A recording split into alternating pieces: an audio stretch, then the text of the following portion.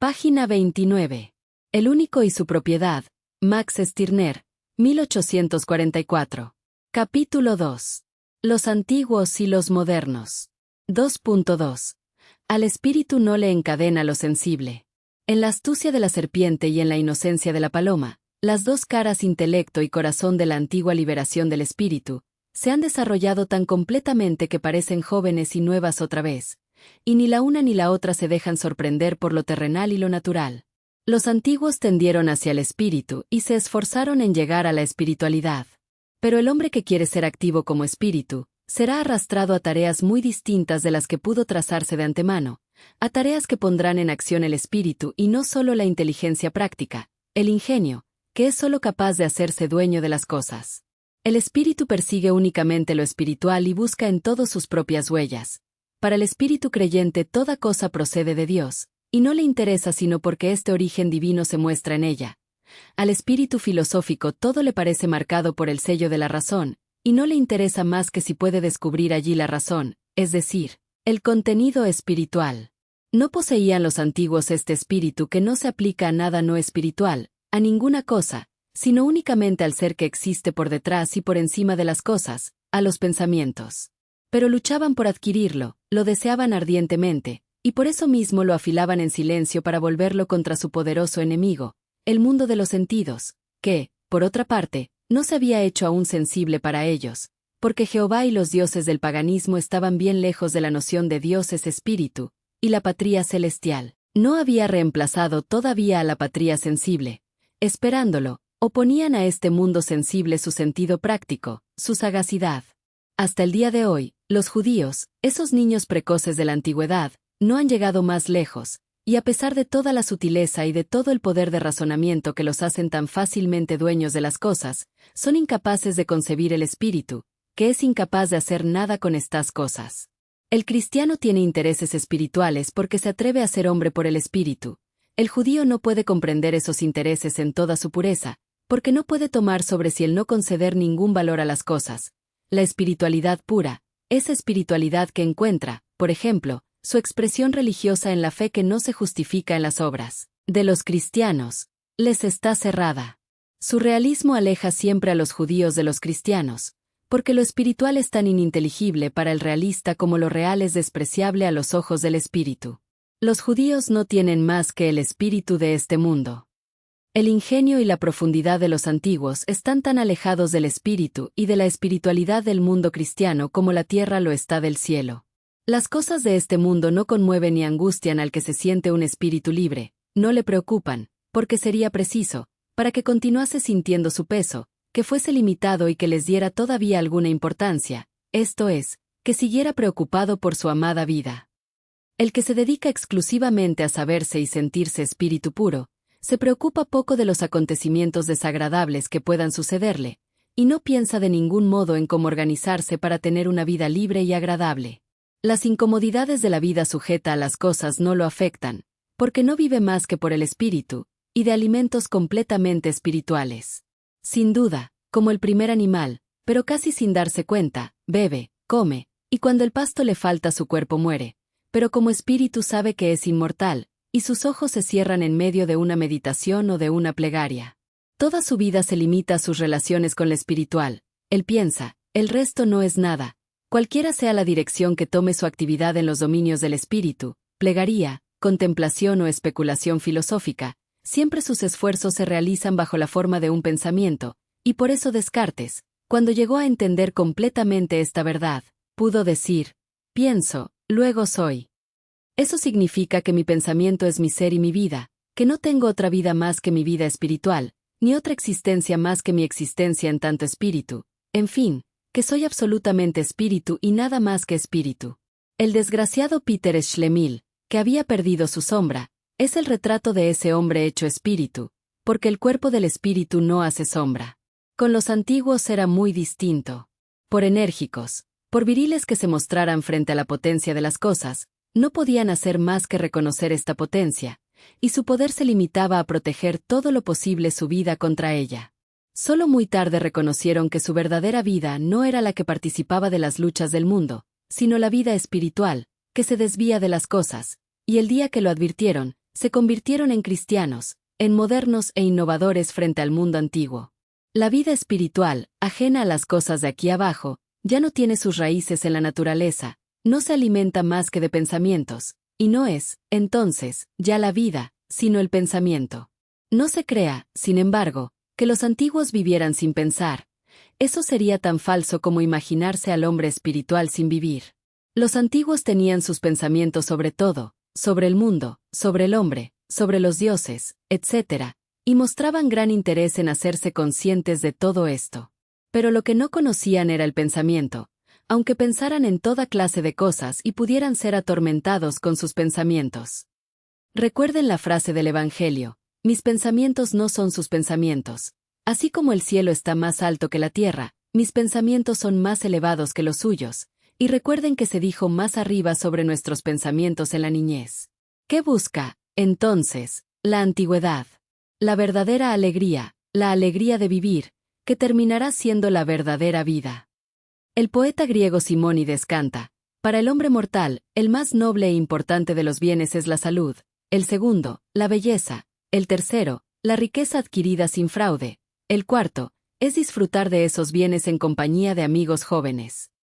Esos son los bienes de la vida, las alegrías de la vida.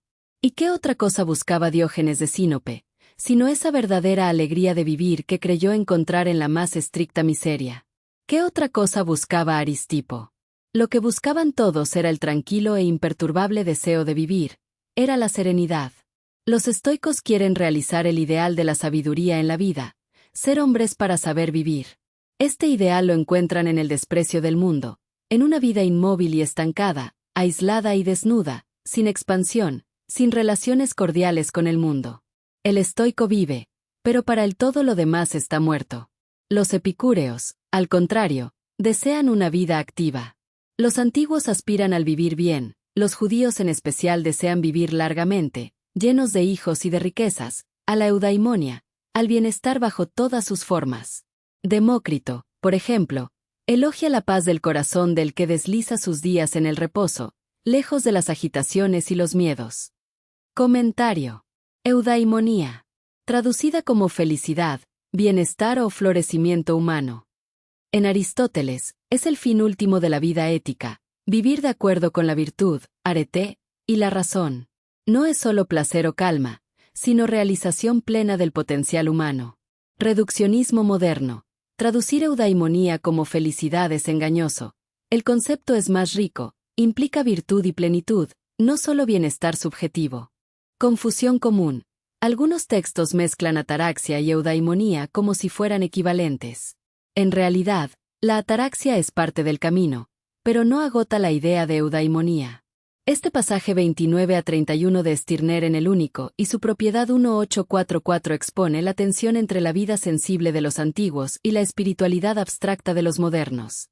En la sección citada, Stirner subraya cómo los antiguos buscaban la eudaimonía, el bienestar ligado a la salud, la belleza, la riqueza y la amistad, mientras que los cristianos y modernos desplazaron el centro hacia la vida espiritual, desligada de las cosas terrenales. La crítica es clara. La espiritualidad pura convierte al hombre en pensamiento, en un ser que no hace sombra, como Peter Schlemil, reduciendo la existencia a contemplación y plegaria. El contraste es radical. Los antiguos reconocían la potencia de lo sensible y luchaban por vivir bien dentro de él. Los modernos lo niegan, lo desprecian, y elevan el espíritu como única realidad. Stirner señala la paradoja. Los antiguos pensaban, pero no conocían el pensamiento como entidad autónoma. Los modernos, en cambio, absolutizan el pensamiento y olvidan la vida. Este desplazamiento revela un punto ciego. La espiritualidad que se proclama como liberación puede ser otra forma de esclavitud, pues niega la riqueza concreta de la existencia. Stirner desarma la ilusión cristiana mostrando que la vida espiritual no es vida, sino abstracción, una ilusión de vivir fuera de lo real, lo sensible. En suma, el texto confronta dos proyectos. El vivir bien en la tierra frente al vivir únicamente como espíritu. La pregunta incómoda es si la modernidad, al absolutizar el pensamiento, no ha mutilado la vida misma. ¿Quién metió esas ideas de espíritu? Imagina la historia del espíritu como una larga migración de ideas. Al principio, en los pueblos hebreos, ruah significaba simplemente aliento, viento, la fuerza vital que animaba al hombre. No era una abstracción absoluta, sino la energía que venía de Dios y sostenía la vida. En Grecia, la noción se transformó en pneuma, principio vital y racional. Platón lo vinculó al alma, que podía elevarse hacia el mundo de las ideas, mientras los estoicos lo entendían como la chispa que ordenaba el cosmos. Todavía estaba ligado al mundo, aunque ya apuntaba hacia lo invisible. El cristianismo dio el salto decisivo: Dios es espíritu. Aquí la noción se absolutizó.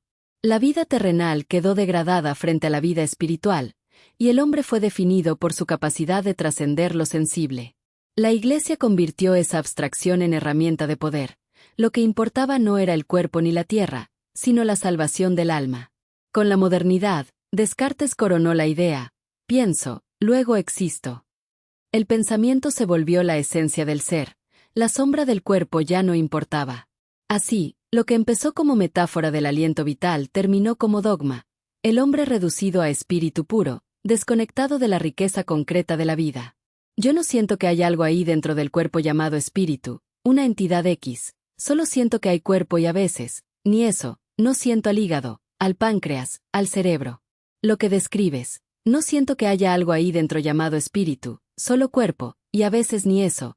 Es precisamente la ruptura que Stirner y otros críticos de la espiritualidad señalaron. La idea de un espíritu como entidad separada es una construcción cultural, no una experiencia inmediata. Históricamente, el espíritu fue introducido como metáfora del aliento vital, ruah, pneuma, y luego absolutizado por religiones y filosofías que necesitaban un dominio invisible para legitimar su poder. Pero tu experiencia corporal contradice esa abstracción. No percibes un espíritu flotando dentro, ni siquiera percibes constantemente tus órganos. Lo que sientes es discontinuo, fragmentario, a veces cuerpo, a veces nada.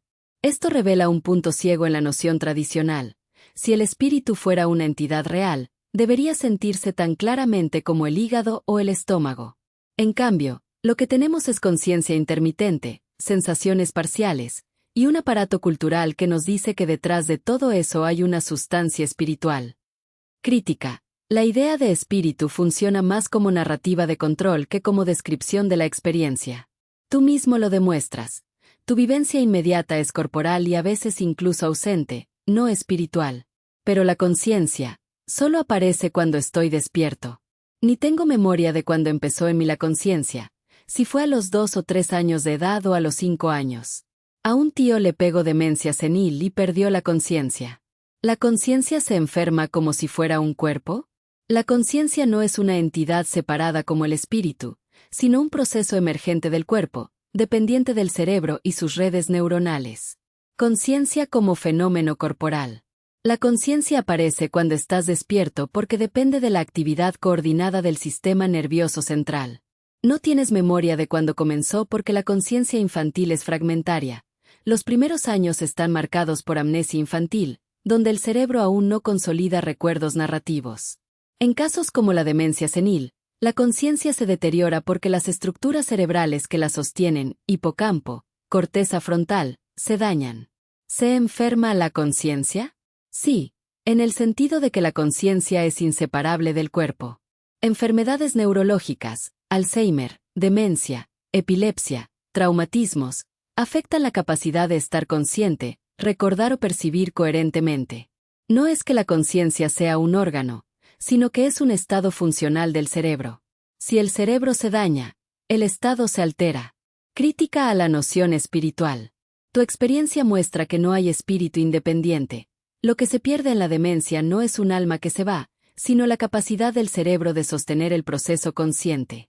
La idea de espíritu fue un intento de explicar lo que se escapa a la percepción inmediata, pero tu ejemplo lo desarma. La conciencia puede fallar como cualquier función corporal. Página 31.